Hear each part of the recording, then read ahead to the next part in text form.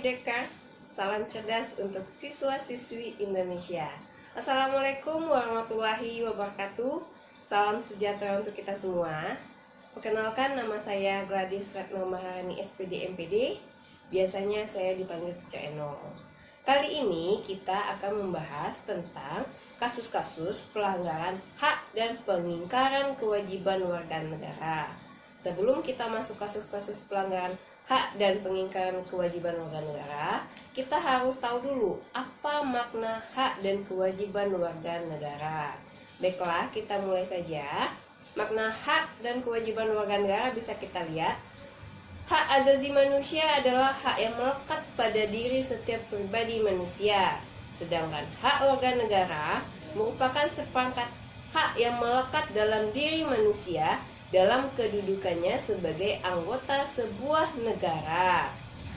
Sedangkan kewajiban secara sederhana dapat diartikan sebagai segala sesuatu yang harus dilaksanakan dengan penuh tanggung jawab.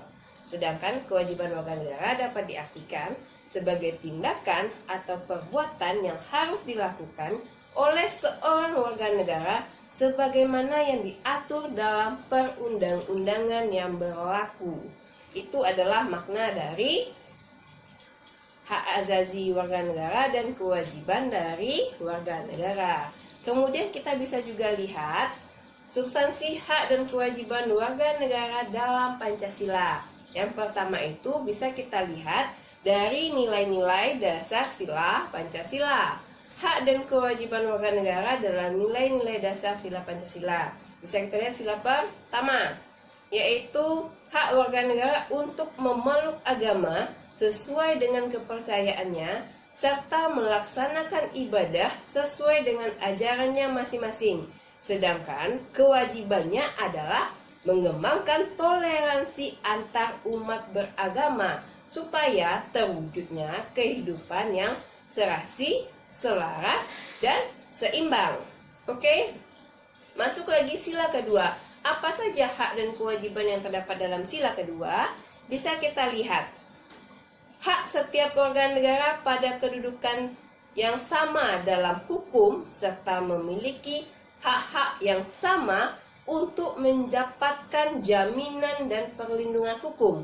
Sedangkan kewajibannya adalah mengakui persamaan derajat hak dan kewajiban setiap manusia tanpa membeda-bedakan suku, keturunan, agama, jenis kelamin, dan lain-lainnya. Kalau di sila ketiga bagaimana? Ya, bisa kita lihat. Sila ketiga, adanya jaminan hak-hak setiap warga negara dalam keberagaman yang terjadi kepada masyarakat Indonesia seperti hak mengembangkan budaya daerah untuk memperkaya budaya nasional. Sedangkan kewajibannya adalah sanggup dan rela berkorban untuk kepentingan bangsa dan negara. Sedangkan di sila keempat bisa kita lihat hak menjamin partisipasi politik warga negara yang diwujudkan dalam bentuk kebebasan. Kebebasan apa? Berpendapat, berorganisasi, dan berpartisipasi dalam pemilu. Sedangkan kewajibannya bisa kita lihat harus mengutamakan musyawarah, mufakat dalam setiap pengambilan keputusan. Lanjut sila yang terakhir, sila kelima. Hak dalam sila kelima bisa kita lihat adanya hak mengakui hak milik perorangan dan perlindungan, pemanfaatan oleh negara serta memberikan kesempatan sebesar-besarnya kepada masyarakat. Sedangkan kewajibannya bisa kita lihat mengembangkan sikap gotong royong dan kekeluargaan dengan masyarakat di lingkungan sekitar. Itu adalah substansi hak dan kewajiban dari nilai dasar Pancasila. Sekarang kita lihat dari nilai instrumental sila-sila Pancasila. Apa saja nilai-nilai instrumental sila-sila Pancasila? Bisa kita lihat hak dan kewajiban warga negara dalam nilai instrumental sila Pancasila. Yang pertama, hak atas kewarganegaraan. Yang kedua, kesamaan kedudukan dalam hukum dan pemerintahan. Yang ketiga, hak atas pekerjaan dan penghidupan yang layak. Yang keempat, hak dan kewajiban bela negara. Yang kelima, hak kemerdekaan berserikat berkumpul. Lanjut, kemerdekaan memeluk agama.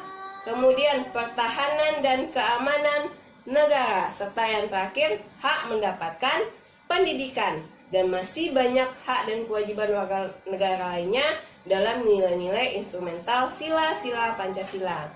Lanjut lagi kepada hak dan kewajiban warga negara dalam nilai praktis sila-sila Pancasila. Bisa kita lihat sila pertamanya, kita bisa melihat sikap positif pada sila pertama, yaitu apa?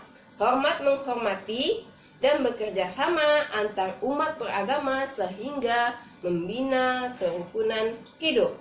Sila kedua, bisa kita lihat sikap positifnya, mengakui persamaan derajat hak dan kewajiban antar sesama manusia. Dan sila yang ketiga bisa kita lihat, rela berkorban untuk kepentingan bangsa, negara, serta cinta tanah air. Sedangkan sila keempat, mengutamakan kepentingan negara dan masyarakat, juga mengutamakan musyawarah dalam mengambil keputusan. Sedangkan sila yang kelima, yaitu menghormati hak-hak orang lain, menjaga keseimbangan antara hak dan kewajiban. Oke, sekian materi yang bisa saya sampaikan hari ini. Apabila ada salah kata, saya mohon maaf. Assalamualaikum warahmatullahi wabarakatuh.